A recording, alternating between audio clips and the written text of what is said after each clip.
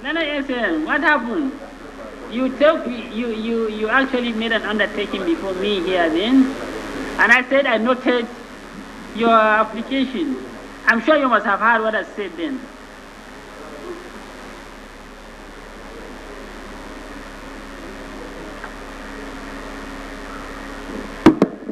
Even though when we made an order that he should be brought here before by warrant, after the delivery of the ruling, you made an application afterwards to say that you have taken an undertaking to produce the accused person before us today.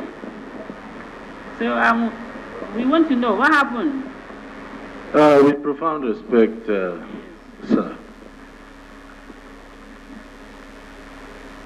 First of all, I must acknowledge and place on record the Commission's or the Tribunal's patience in this matter. And I urge you to exercise more patience, not in the interest of anybody, but in the interest of the rule of law and justice. On Friday, I intervened at a point to say that I would produce the accused on Monday, yes. That's today. I got a bit confused. Okay. You did not rule on it. You said it was noted. That noted presupposes that I accepted what you said. I didn't understand it as such. I expected, in the light of judicial practice, that I will get a positive response. And secondly, sir, I would explain. Okay. Rotimi Jacob, who I should have objected to his appearance this morning, but I am not, because you always have the jurisdiction to determine whether you have jurisdiction. Okay. And so while there is still an argument on whether he can appear or not, he can always appear to defend himself. But the point is, he should have, as soon as we finish, say, pursuant to this, even though Hassan violently got up and said he was opposing my application. So he should have made me to say, oh, in that case, even though we opposed, but we will not take any step. I'm not a prophet or a clairvoyant or a seer. I'm a human being. He should have met me and told me that I will have nothing to do. There are new developments which I would explain to the tribunal. The new developments are that, yes, I indeed tried to get my client to come. Yes.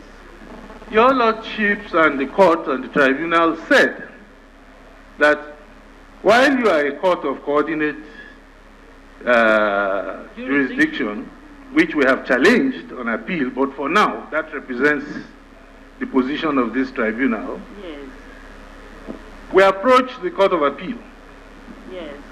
We have shown by service on the registry processes that are asking the Court of Appeal for a stay of your proceedings. Yes. Our understanding of the law is that once those processes are before the Court of Appeal, which you recognize is superior to this honorable tribunal, all of us should stay matters and give them an opportunity to decide whether it is we that are right or Mr. Jacob tribunal. Again, more fundamental issues have come up. Now, indeed, when I came in on Friday, my first question was, why were you sitting as two members when paragraph 15(1) says 3 consists the tribunal? I know one of your members retired due to age. So, if we are sitting and appearing before, with respect, an improperly comprised tribunal, everything we have done is a nullity. And paragraph 15(1) says the tribunal shall comprise of the chairman and 2 members. And yes. It does not give any room for a diminution in the quorum. So I would not want myself or my client to be a party to an illegality. If you are properly comprised, I would ask him to come. But you are sitting incompetently with profound respect. And so I ask and I pray, let's put a stop to all this. Allow us go to the Court of Appeal, return, and maybe by that time, they would have sent the name of the single member remaining to the Senate for approval. Let us hear that. Let us hear that.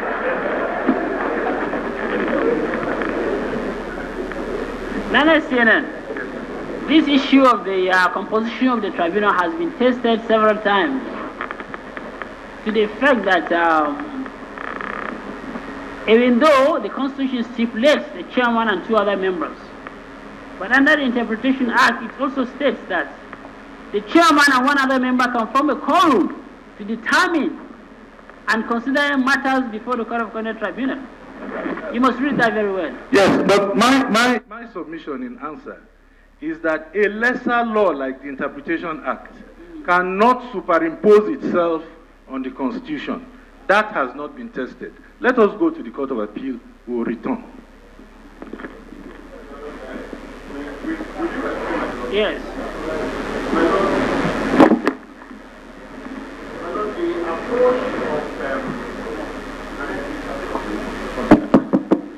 The approach of the applicant. Yes.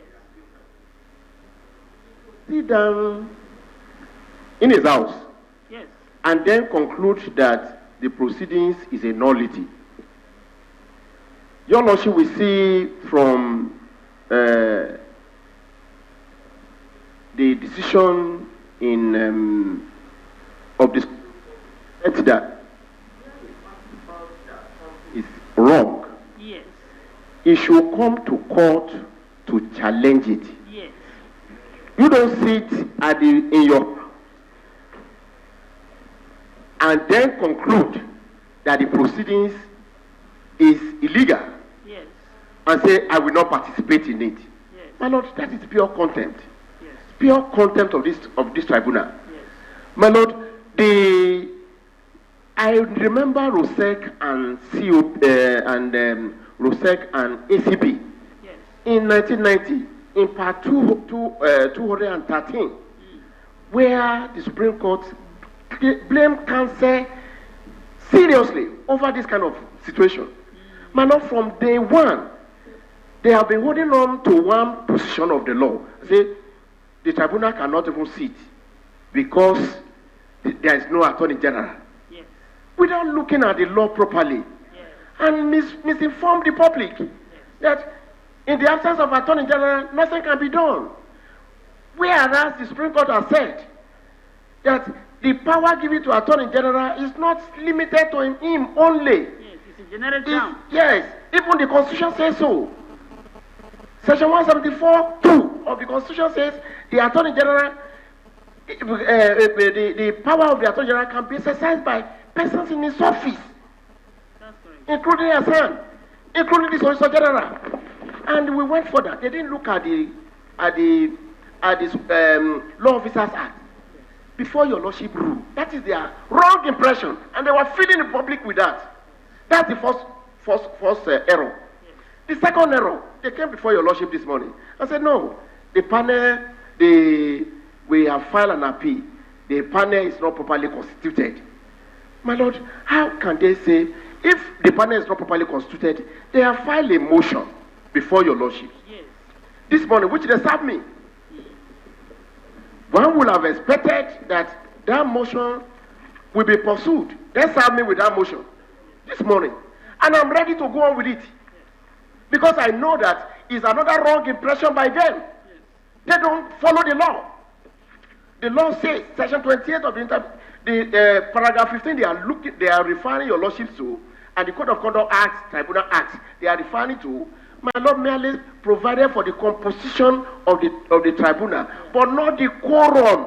There are so many judicial interpretations as to that, as to the constitution of the panel and the quorum of the panel. They are two different things. So the quorum that Section 28 of Interpretation Act says is 2.